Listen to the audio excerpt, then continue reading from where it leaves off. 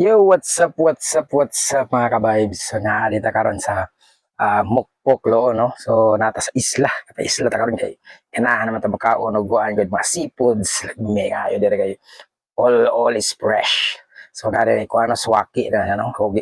Di makmak no kay kuan di ta kabalo mabre. Oh, tanawa kayo borot-borot jud kayo tong tiyan ay. Borot-borot ay. Nya kuan, may puti patag samot kay sige tagaligo dagat pero okay lang kay preskom kay tong kinahon.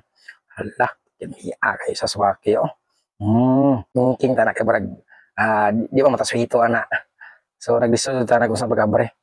So sunod na magpa-abre ta mga expert ana. So dili lang swaki din na natong kuano. Dili lang swaki ang ato ang gipangkaon ha, daghan kayo tang gipangkaon. Oh yes, ang pinakalamian sa tanan, napos tayo swaki og tuyo, mga kurema. Sa mga gusto mo order ito diha, order lang mo 2 days before kaya atong kuhaon ng saang sa tinang-ugan na to diha mo kisikisita sa lawod. So sa mga gusto mo abil diha, tagin silang gyud ang buka diha mga kabaib. So bye-bye.